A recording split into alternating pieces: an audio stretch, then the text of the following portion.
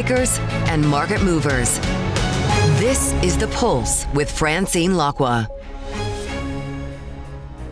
Well, good morning, everyone, and welcome to The Pulse. I'm Francine Lacqua here in London. Now, President Xi Jinping warns Donald Trump of a potential conflict over Taiwan if the issue is mismanaged. The U.S. president described their bilateral talks as great after the two leaders concluded their meeting. When there were difficulties, we worked it out. I would call you and you would call me, and whenever we had a problem, people don't know, whenever we had a problem, we worked that out very quickly. We're going to have a fantastic future together.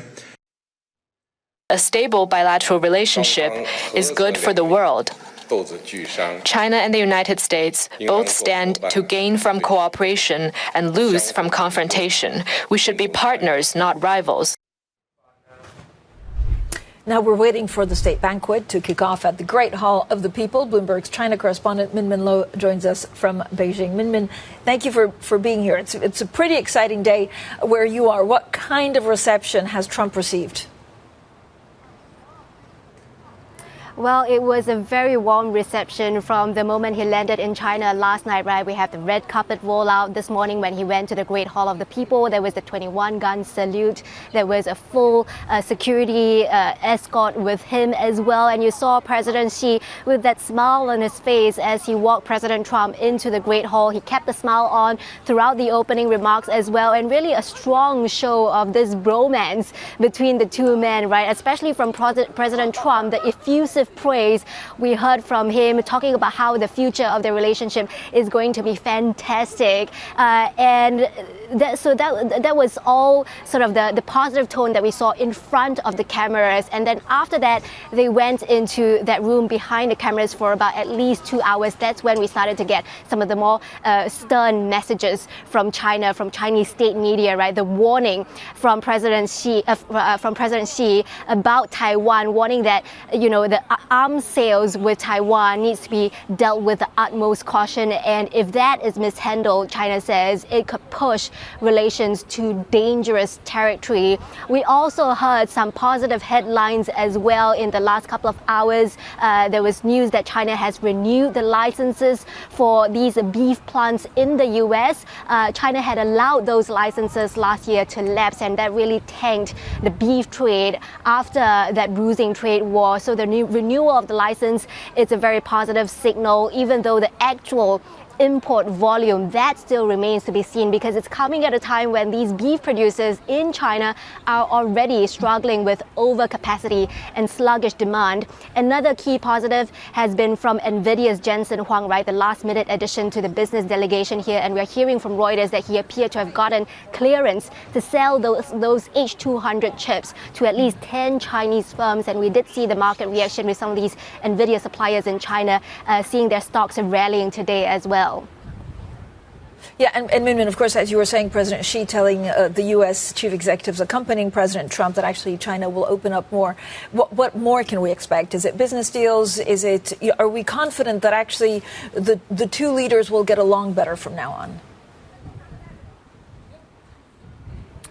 So we understand now that Premier Li Qiang is meeting with the business delegation that accompanied Trump, and we have the Vice Finance Minister Liao Min, the Commerce Minister Wang Wentao. They are all present. So all the big heavyweights in charge of China's trade and investment, they are all meeting with the U.S. businessmen. So after that is over, we'll be waiting for headlines. Potentially there could be deals on the table, right? Because we know Boeing CEO is there, and he has been lobbying for this mega 500 jet deal. Cargill is there as well, so potentially some sort of agricultural commodity purchase agreement could be on the table. And of course, you have the tech CEOs, Apple, Micron, as well as Qualcomm, and Elon Musk also there as well, likely to be lobbying for approval for the full self-driving and his autonomous taxis in China. So certainly want to wait for those headlines in terms of the transactions that could come out of this. So those are the transactions, but if you look at the broader relationship, right, President Trump has said the two sides agreed on strategic stability and will provide that guidance for the next 3 years. But it's likely to perhaps buy time for the two sides to maybe plug the gaps in their economy. For the US, it will be rare earths. For China, it would be to close the gap in technology. Whether or not the two sides are really, going to reset relations. I think expectations for that is very low. I think this trip is not about getting a grand bargain, but really to strike that equilibrium in their relationship. Min, thank you so much. Terrific briefing there from Min Lo, and of course we'll have plenty more throughout the day. So the U.S.-China détente may be back. The backdrop has been shaped by war in the Middle East, tensions over rare earths, and of course this accelerating AI race that Washington appears determined to win, if necessary, through measures like restricting Beijing's access to advanced semiconductors. Now, all of this is weighing on markets. Political instability in the UK is also something we're watching out for. Then we had the appointment of Kevin Warsh to talk investments and finance. We're joined exclusively by Jenny Johnson, Chief Executive of Franklin Templeton. Jenny, as always, thank you so much for giving us a little bit of your time and your busy schedule. There's just a lot, right? It feels like trade routes are being rerouted. I don't know whether these cordial exchanges between President Trump and President Xi makes you optimistic for investments. Look, the U.S. needs China and China needs the U.S., right? And so there's always going to be this opportunity to coordinate. You want them talking. I mean, as Trump said, we're now having conversations. President Xi said we need to be able to be more cordial and work together. We need each other.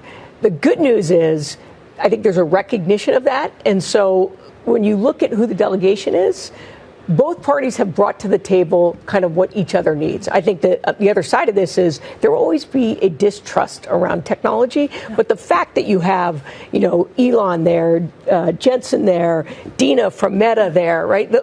That's a sign that the U.S. is coming in to have conversations. We need them. We need them for rare earths. I think that's just the reality. What do you see? The market are very optimistic, right? In general, even despite, and that's partly driven by technology, despite everything that we're seeing in the Middle East with no real resolution in sight. Is there too much euphoria when you speak to clients? What are they telling you? Well, if you look at it, just in this first quarter earnings, 85% of the companies beat their projections, right? I mean, and it's a broad base. This is not just a technology AI driven. That's the reality. The U.S. market is very, very, and the economy is still very healthy. And so I actually think that the market, there's reasons for the euphoria around it. And I get it, that there's partly the U.S. is a little bit as a energy independent. We're a little bit more isolated from some of the problems in the Middle East, which it means that it's having less of an impact on it. Is there anything you worry about? So you're here in London for an IPO from Uzbekistan, which I'll get to in a second. But do you worry about inflation? Do you worry about private markets? Is there something underlying that you could see some dislocation, or something that makes you uneasy? Yeah. So here's what I'd say.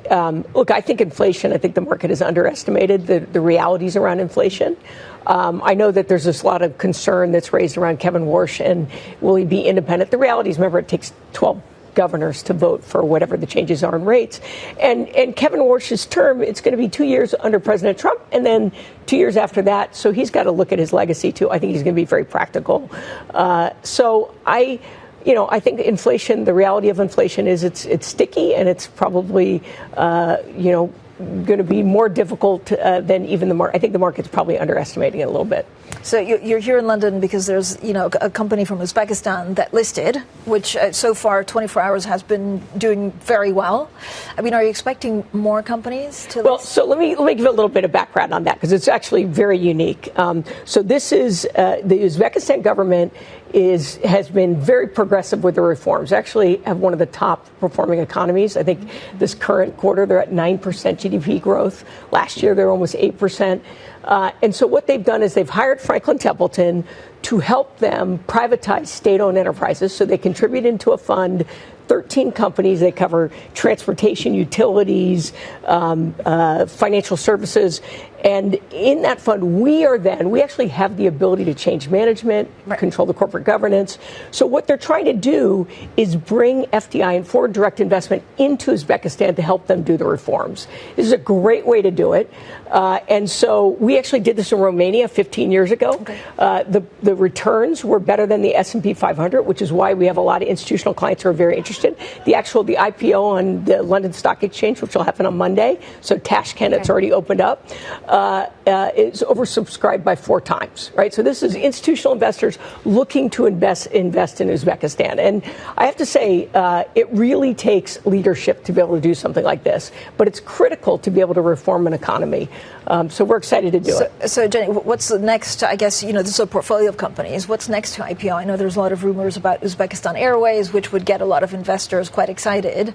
I mean, are you looking at it in terms of potential? Yeah, so the objective within the fund is that actually all the companies ultimately IPO and you wind the fund down, which is what happened in Romania. There's a few of them left. In fact, in Romania, at the time that the hydropower plant was contributed to the fund, it was insolvent. We had to completely change the management team, restructure the business. It was the largest IPO in Europe in 2023. So the goal is to take the companies, and state-run companies often don't have the corporate governance that's acceptable to the institutional investor. And so our job is to ensure, and by kind of putting the stamp of Franklin Templeton on it, you're saying to the market, it will be at those international standards as far as corporate governance. And Jenny, I mean, you're right that the reforms have been incredible. It's still, everything depends on the president. I think he still has presidential approval for everything. I mean, for investors, how do they weigh, I guess, this concentration of power compared to the investment opportunities? So while it's concentration of power, the president understood that he had to bring in a third party to represent the minority shareholders. That's our role. Yep. And gave us the ability to change the leadership in the underlying companies, which oftentimes in state-owned enterprises, the argument is, it's a bunch of cronies of the government. We have the ability to change that if we don't think it's the right leadership. That kind of I think vision around doing it is what shows a real leader. Jenny, I mean, if we look at the amount of private equity firms, I guess, that could exit from deal, I mean, there's just a lot of IPOs that could come to market in the next 16 to 18 months. Can the markets cope with that amount? Or does it have to move to secondary markets? I mean, obviously, you're talking about the big IPOs, the SpaceX, the Anthropics, yep. And it seems that they can, and you can always reduce the amount you float, right, if you're concerned about it. But I think as long as the market is strong, and actually a healthy market, we need to see more private equity companies have liquidity exits, because that's been one of the issues in private equity is that they've really held out too long, and so it's frustrated a lot of the investors. So yes, at some point, could you see the secondary market actually exceeds the meaning private markets? Yeah. Look, I hope that never happens. I mean, at Franklin Templeton, look, today, the average investor is better served in a liquid public market. Now, there are excess returns in the private markets, particularly as you see the differential in like private credit versus traditional fixed income. Those returns matter when you're saving for retirement. So both markets need to be healthy. But I think it would be really unfortunate. And I think that one of the things that the SEC leadership is trying to do is make being a public company more attractive. That needs to happen. It's not just about, quarterly earnings. There needs to be kind of some other reforms that go into place. But I think that it's a really good sign that we're seeing. And really, it's a global IPO market. So it's not just the U.S., but you see it in Hong Kong, you see it in India. Those are good things, and I think a sign of a healthy economy. I mean, if we call them like the mega IPOs, right? And you're right, it's the Tesla, the Anthropics, or the SpaceX, not the Tesla. I mean, should they be allowed, once IPO, to enter the index earlier than they currently can? So, I think there's some question on, because you have people locked up in there, and what does that do? Does that distort? Because now suddenly you have buyers that have to buy the stock. I'm sort of the view that it would be better to wait and give it a little bit of time until those original are actually have exited. Otherwise, they sort of get this benefit of the. But, the other side of it is, how does the individual investor who's in a passive fund get access to those if they're not in the index? But this is one of the challenges, I think, with the index, because if you're a company that doesn't get in the index and you have 50% of the investors just investing in index, then it's really hard to compete. Do you think that these will change? I mean, even a lot of, there's been a data center boom. Does it change the nature of markets? I don't know if there's like investor fatigue with data centers. I'll tell you my one worry on data centers. I just think anytime you are planning for 20 years based on today's technology, with the pace in which we see innovation happening, that can be risky. And so, you have things like photonic computing that doesn't need nearly as much energy. And I know it's complicated and it's probably a hybrid, but you're making assumptions based on today's technology needs and energy needs. So I personally am sort of watching that trade as those investments go. Now, it's really good for the economy. There's a lot of capex that's being spent that has been put into the economy that's helping keep it going. So where do you see the biggest disruption? Because you mentioned technology, but also energy needs, and you're right, that could significantly change how we use everything. For sure. I mean, look at the breakthroughs that we're seeing happening. And so, again, we're basing these assumptions on today's computing approach and today's innovation around energy. And we know that these things are both very, very quickly evolving. What are you spending most of your time thinking about, given all of that? I mean, we could go in any number of directions. We touched on inflation, geopolitics. But is there something fundamentally that you think will change in how the markets operate? Look, I think the fundamental change is around bringing private markets so you have true democratization to the average investor, right? Now, here's why it matters. Just take investment grade fixed income. So if you invest in investment grade fixed income in the private markets, you're getting a 1 to 1.5% excess return on that. Problem is, you can't get your money for 10 years, so you really need to be able to withstand that illiquidity. On the other hand, a 1% additional return can mean 20% more just over a 20-year period in your retirement. Like, that can make the difference between whether you have enough money or not. So to me, it's all about matching the right vehicles with the needs, because these are illiquid. It drives me nuts when I hear people acting like, oh, no, private credit's more liquid than you think. It's not. But it can be put in vehicles as a percentage of a vehicle that keeps the vehicle very liquid. And so I think that's very important. And honestly, I think the best place for this is in retirement accounts, like in the U.S., but in the challenge because people put money in their retirement thinking that they're not going to get it until they don't need the liquidity. And it's opening up a bit. It is, but the reality is it's probably the highest, most litigious space in investments. And so, it's all focused on fees, and these aren't cheap products. Jenny, thank you so much, as ever, for joining us. Jenny Johnson, the Chief Executive of Franklin Templeton. Now, coming up, Labour Party showdown is brewing in the UK. We'll get more on British politics and the market reaction with Subitha Subramaniam of Sarasin and Partners. That's next, and this is Bloomberg.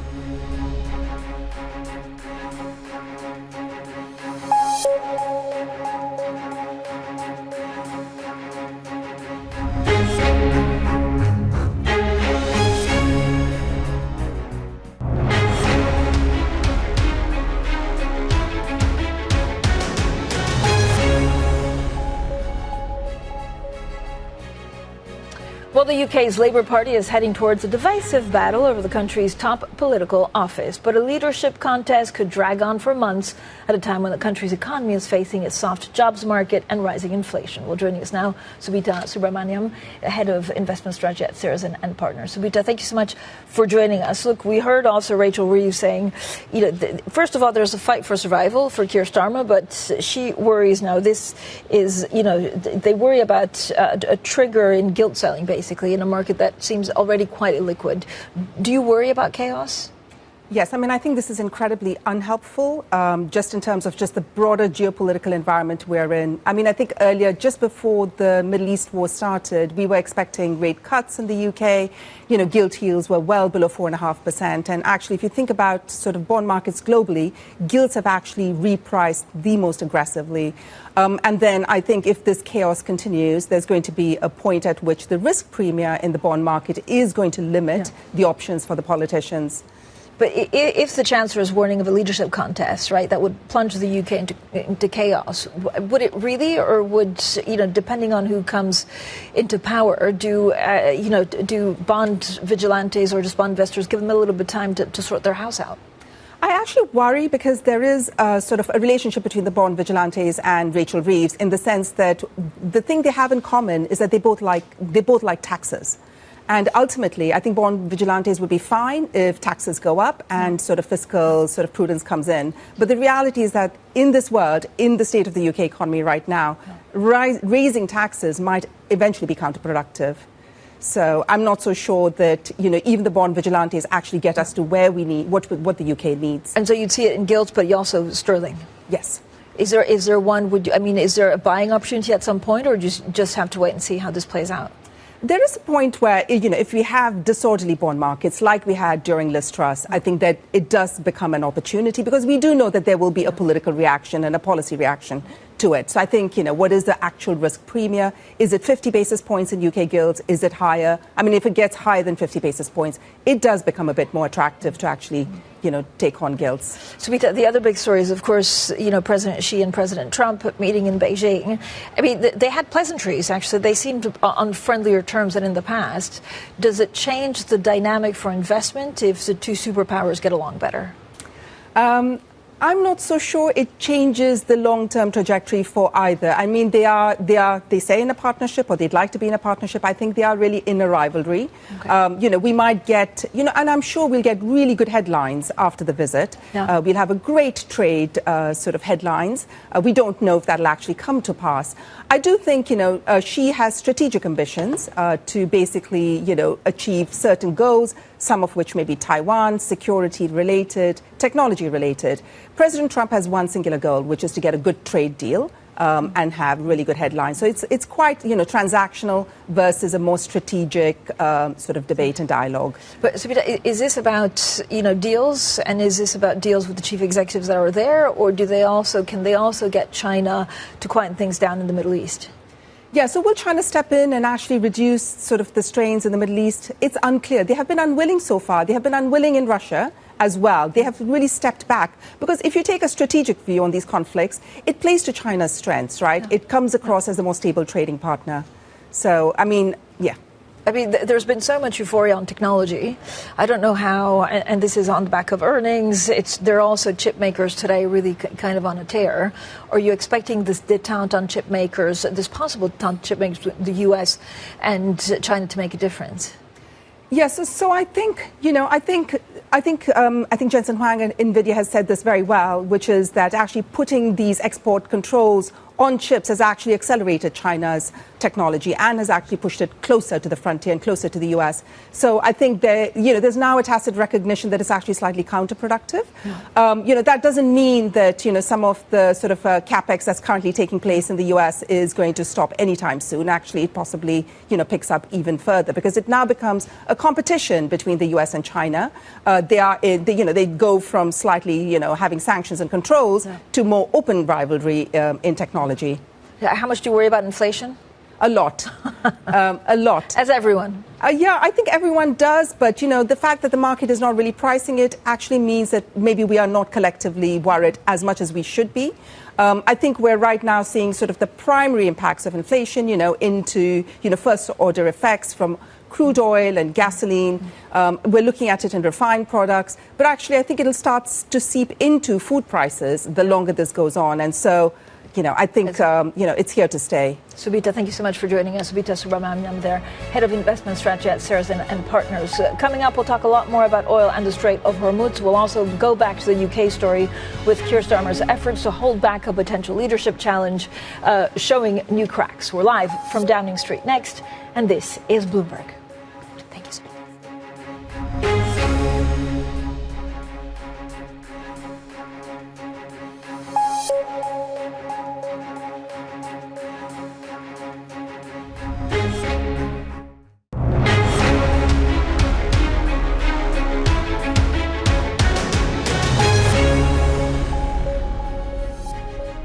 Good morning, everyone, and welcome to The Pulse. I'm Francine Lacqua here in London, and these are your top stories. The Chinese president tells U.S. business leaders his country will open up more as Presidents Trump and Xi say they hope for a more stable relationship. The UK Prime Minister Keir Starmer's rivals get ready to challenge his leadership as the Chancellor warns of chaos. Plus, Burberry sales beat, but shares fall as strong demand for scarves and trench coats fails to satisfy investors. So the UK's Labour Party looks set to be heading towards a divisive battle over the country's top political office. Several ministers are said to prepare to run in a leadership ballot, while Chancellor Rachel Reeves has warned a contest could plunge the country into chaos. Now, for more, let's bring in Bloomberg's Lindsay Burden, who's at Downing Street. Lindsay, so talk us through exactly the expectation of who could formally challenge Keir Starmer, starting with Wes Streeting. Yeah, well, I mean, the gloves are off, the knives aren't quite yet out yet, but allies of the Health Secretary Wes Streeting say that he could resign from Cabinet as soon as today and launch his leadership bid. There is a bit of a question about whether he's got the numbers to do that. He'd need 81 Labour MPs to back him to do that. And then conveniently, given that that's what we're expecting from Streeting, the former number 2 to Keir Starmer, Angela Rayner, has said that she's been cleared of a tax probe. So we're also expecting her to be gearing up for a leadership bid. Now, the other figure in all this, of course, is the Greater Manchester Mayor Andy Burnham. He hasn't got a seat in Parliament at the moment. He'd need to find one and win one, and that could take weeks or even months. But we're waiting for him to announce which seat that will be. It's hard to imagine that Labour MPs will have the patience for a long wait for Burnham. Interestingly, Rayner saying that she isn't in a pact with Burnham to challenge Starmer, and notably Polymarket odds overnight doubling for Angela Rayner, that it'll be her who takes over from Starmer. So she's now neck and neck with Andy Burnham, Francine. So how much market uncertainty might a leadership challenge actually create? Well, you mentioned the Chancellor was out this morning talking about how it would plunge the country into chaos. The last time Labour had a leadership battle, it took 3 months. It's hard to imagine that that wouldn't put pressure on gilt, add to the cost of living for ordinary Britons, and at the same time, by the way, remind ordinary Brits that of the psychodrama that we saw under the Conservatives that Keir Starmer promised to end, but it looks like it's inevitable at this point. Latest polling from Ipsos, for example, showing that 2 out of 3 Britons don't think Keir Starmer is the man to lead Labour to the next general election. And yes, we had better economic figures from the UK this morning. GDP growing actually in the first quarter compared to the stagnation of the second half of last year. But once those energy prices start creeping in from the war, that picture could turn around as well. So for investors, it seems like this is going to be a time to treat the UK with a lot of caution.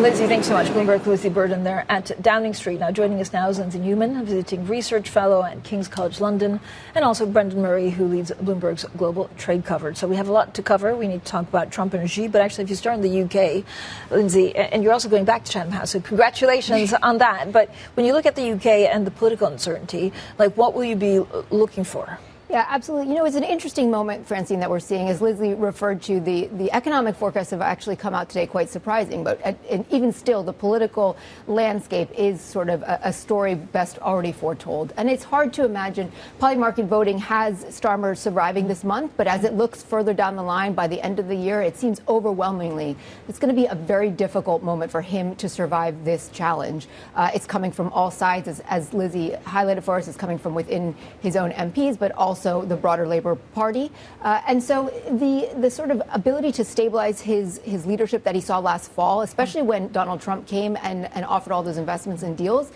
that sort of shine has come off. And the realities are that people are feeling it in their wallets, their pocketbooks, and they are just no longer satisfied with the current leadership. Do you worry? I mean, again, it's, you know, without going too much into markets, that actually this uncertainty will cause the UK quite a lot of harm. Yeah, absolutely. We know that when there's political uncertainty, it will be deeply tied to how the market reaction is. There are, of course, some factors that are very much beyond Starmer's control, the geopolitical landscape, I'm sure, that we will also talk about, but and that he doesn't have control over. But there is no doubt that the markets will be watching the fact that the already fairly recent Prime Minister is now facing challenges from within. Brendan, so, you know, President Trump is in Beijing speaking to President Xi. I mean, it was fairly actually friendly until then President Xi also warned of possible clashes if the Taiwan issue is mishandled. Like, how would you describe the relationship between the two presidents? Yeah, I think the choreography so far is playing out pretty much as expected. Both sides are portraying a friendly tone, and the President Trump calling President Xi his friend and a great leader. And so the optics are kind of playing out in a way that most of us would have expected. We saw an announcement that China was going to lift a hold on U.S. beef imports, and so that was kind of low-hanging fruit. But we're seeing the deliverables sort of roll out at this stage. The big questions are still, how are they going to resolve the main issues between semiconductors and American high tech and Chinese critical minerals? Can they find some sort of delicate balance to allow those critical items to flow between the world's two largest economies? And we know, President Trump loves a deal. He brought chief executives, but actually, does he just really need China's help with the Middle East right now? Yeah, what's interesting, what we've already seen today is that Trump really wants to keep this mostly on the economic trade and investment track. He doesn't want to get into sticky political dynamics. Xi, on the other hand, has already said today, yes, the economic ties are very important between the two sides, but the most important issue here is the Taiwan question. That will not be good news for Trump. That is not what he wants to hear. If anything, he wants to stick in this economic lane. But as you say, he would like some help on the Iran front. And, the conflict has proven more difficult. He had hoped he was going to arrive in China with this behind him. That's obviously not the case. And he's looking to Xi to apply any pressure that they may have, pull any levers that they may have to help him get the U.S. out of this conflict. But again, what's the relationship in terms of, for example, chip makers and semiconductors? Because we also heard that as soon as the U.S. blocks China from accessing chip makers, Nvidia chips, that's when they get much more creative and therefore better. Yeah, absolutely. And we know that one of the big takeaways from these meetings this week will be, can they extend the trade truce that was agreed to last October, where Trump agreed to reduce some of the tariffs on China, and in exchange, China agreed not to block those rare earths. And this is really the heart of the relationship, is that there's this mutually beneficial, mutually interconnected supply chains, yet both sides are strategic rivals in the AI space. How do you untie those knots? And I don't think we're going to see that over the coming days, but there will be lots of conversations dancing around exactly that issue.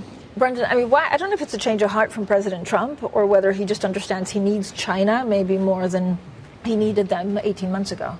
Yeah, exactly. A lot of different factors are playing a role in that. The Iran war and the energy shock are obviously playing into that as well. One place where we might see the geopolitics of the Mideast and the economics that are domestically important to President Trump right now are in the energy space, where China put tariffs on U.S. crude oil and natural gas, and so lifting those tariffs might be a way for China to kind of throw a bone to the Trump administration, while also kind of easing the energy shock and restoring some confidence in that area. But Brendan, you're in charge of global trade for Bloomberg. This is no small job. So I know we're looking at the Strait of Hormuz on a daily, if not hourly basis. It doesn't seem like we're getting anywhere. On the Strait of Hormuz?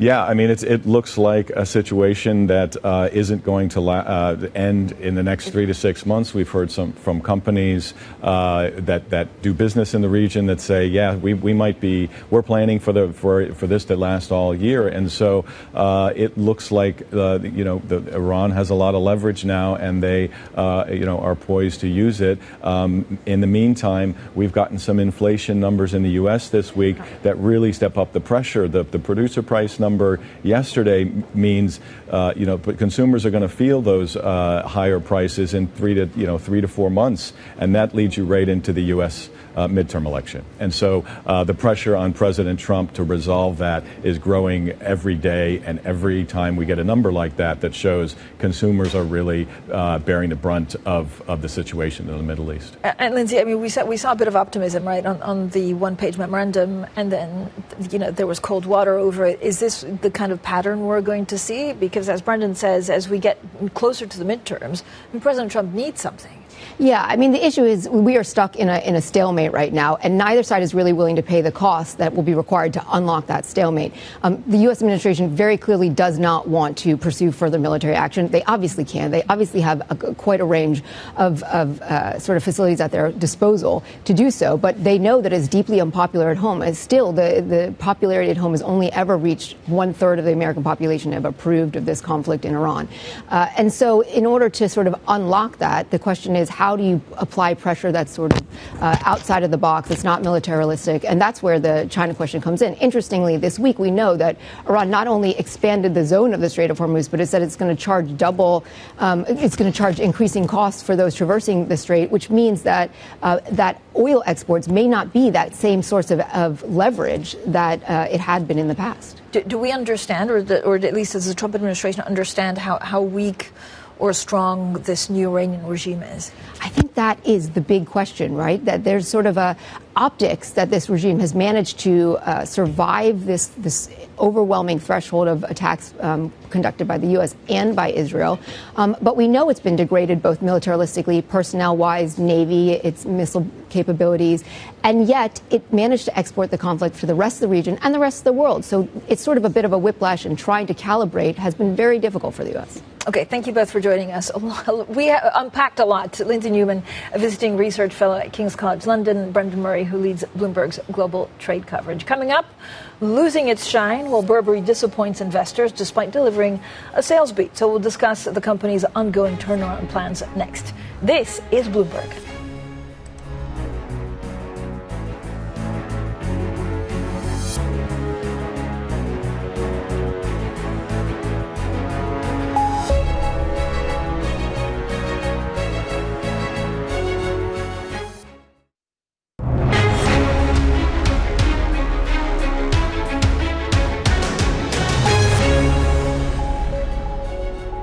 Conversations that matter, the insights you need. This is The Pulse, and I'm Francine Lacqua here in London. Now, Burberry disappointed investors after the British luxury brand issued a cautious outlook for this fiscal year and warned geopolitical and economic uncertainty may hurt shopper confidence. While Burberry's conservative tone stood in contrast to results showing Chief Executive Joshua Schulman's turnaround is starting to pay off. Well, Andrea Felsted, Bloomberg opinion columnist, joins us now. Andrea, I'm always so happy to speak to you because we always have fun talking about fashion. Not so fun for Burberry because of their cautious outlook. No, you can understand why they don't want to be too optimistic at this stage, particularly, with the uncertainties over luxury demand. But the results were pretty good. You can't argue with that. But they probably prefer to under-promise and over-deliver. So, what can you tell us about the key Asian market? Well, China sales were up 10% in the final quarter, which is pretty positive. We have seen some signs that China is indeed back, so that will be positive for the luxury brands. America's still doing well, which is also a key market until China fully recovers. So the two markets that really matter were going in the right direction. Have we seen any impact from the conflict in the Middle East? They're saying that in Europe, they obviously in the region itself, but they're saying in Europe it has had some impact on travel and a bit of confidence. But they said it's very localised into Europe. And Joshua Schulman, the CEO, said we're at the start of the tourist season, so we'll have to see how that develops. Andrea, just taking a step back, what are people buying and what are they not? So there was a clear repositioning in Burberry, compared to like outerwear and scarves. Yeah. Do people want that, or have they gone to other brands? They do seem to want that. I mean, that is driving demand, and particularly the scarves, Burberry said, has helped them build credibility with younger consumers, which, every luxury brand is chasing. I think the share price fall today is really a sense of, OK, so where do we go from here? I personally think the strategy of going up market and becoming a proper British luxury upmarket brand was the right strategy, but it takes time, and it was against the backdrop of a very difficult market. But there is a question mark: how far can you really go with outerwear and scarves? You need handbags, which they have sort of retrenched. I said handbags are doing well, but they have retrenched on that big push into handbags. The outerwear market's also pretty crowded. You've got Moncler, you've got Ralph Lauren developing in outerwear, and the affordable luxury market is getting quite crowded. You've got obviously Ralph Lauren doing great, Coach doing great. You've got a whole new brand of more accessible brands, Cézanne, Polène. You've got lots of competition. That white space is shrinking a little bit. So that there are definitely, where does it go from here? Okay, let's also talk a little bit about watchmaking, because there's this new collab between, Audemars Piguet and Swatch. I mean, almost broke the internet, let's face it. And then we got the pictures, but it was like a marketing launch if I've ever seen one. What are you expecting from Well, I think it's going to be very interesting. Everybody was very excited about the tie-up with Swatch and the Royal Oak, which is Audemars, iconic model. The disappointment is that it's this pocket watch that can be developed as you can have it on your bag, you can wear it around your neck, have it as a desk clock. Now, how many people will really want that? I think some collectors will, but I think most people want a wristwatch. That might have tested what Audemars was prepared to kind of give to Swatch. Perhaps the pocket watch protected its core business a bit, but I think that is definitely going to be a big question mark unless somebody, probably not Swatch or Audemars, can come up with a strap that cleverly, adapts it to a wristwatch. Then that might make it a people bit more demand for it, but I think that pocket watch is a real key question mark. I mean, the algorithm on my Instagram has gone mental, and I only have Swatch things, and you do see some companies, unknown companies, I've never heard about them, already pitching that kind of stuff. Andrea, thank you so much for joining us. I'm also excited because we're speaking exclusively to the Audemars Piguet Chief Executive, Ilaria Resta, and that will be Monday at 9:45 a.m. UK time. Andrea Felstedt from Bloomberg Opinion. Now, the UK Navy says a commercial ship has been taken by unauthorized personnel off the coast of the UAE and is now bound for Iranian waters. Let's get more from Bloomberg's Anthony Di Paola. Anthony, thank you so much for being with us. So just bring us up to speed of what we know so far. Good morning, Francine. Yeah, pretty much what you just said, that vessel has reportedly been being taken to Iranian waters. This would be the second one in as many weeks, because there was a vessel that the Iranians seized also last week, which appeared to be a vessel potentially with their oil that had previously worked with shipping Iranian crude. We're still trying to figure out the details of this vessel. And see what the situation is and where that might have come from. What I can tell you is that we are seeing a little bit of an uptick in traffic through the Strait of Hormuz. Of course, that's been closed since the war started at the end of February. And now not only is Iran blocking any other vessels from coming out through Hormuz, the U.S. is blocking any Iranian or Iranian-linked vessels from passing really through the Gulf of Oman into the Arabian Sea. So the U.S. is also blockading those Iranian vessels, and that's cutting off that flow of Iranian oil that had been coming out up until about mid-April. But we are seeing some vessels, turning off their satellites, sneaking through, coming through under the cover of the night. We've reported that those are vessels from ADNOC carrying Abu Dhabi crude, some Aramco hired vessels by their traders. We saw 2 LPG tankers, that's cooking fuel going to India. That's very important for the Indian market there. Saw those coming through today. So we're seeing kind of an uptick of those tankers coming through. So perhaps this is a little bit more positioning on Iran to try to assert themselves again, particularly when President Trump is in China, and this situation is probably coming up because the Chinese, of course, very dependent on oil coming out of the Gulf. So probably some positioning around this and around Hormuz, Francine. Anthony, thank you so much. Anthony Di Paola there in Dubai. Now, the growth of AI data centers has been driving up demand for energy.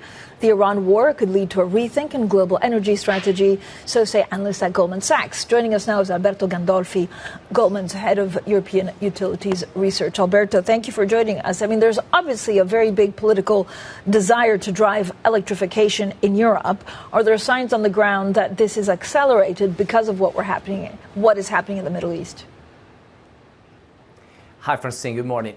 Yes, there are signs. There's actually a very explicit paper by the European Commission that points out very important elements. First of all, I need to remind everybody this is the second large-scale energy crisis that Europe is facing in less than 5 years. And this European paper very clearly says we might be spending something around 400 billion euros this year to import hydrocarbons, which makes Europe very exposed to price shocks. Electrification would go a long way to solve this. And there's quite a lot of money unallocated from the Next Gen EU, some of the COVID funds, some of the previous crisis funds that were never allocated. that could be put at use. In our view, electrification is accelerating. It's already under acceleration. Nearly 20% of new car sales are electric already, and these policy changes at the EU are likely to accelerate further the process. Alberto, how do you compare the situation with AI power demand, in Europe compared to the US, where it's obviously much bigger and much faster? We are probably 3 to 5 years behind. I want to hope eventually we're going to catch up. We're 2 to 3 years behind. Typically, our view, and we expressed that in early 2024, is that Europe cannot miss the artificial intelligence train. It's too important on productivity of the economy. It's too important on national security. And we find unlikely to outsource the artificial intelligence infrastructure to another country. So we have seen ever since the build-up of quite a lot of data center projects across Europe. We calculate a data center pipeline. We've been the only ones to do it out there. Essentially, we are tracking how many data centers ask to be connected to the European power grids.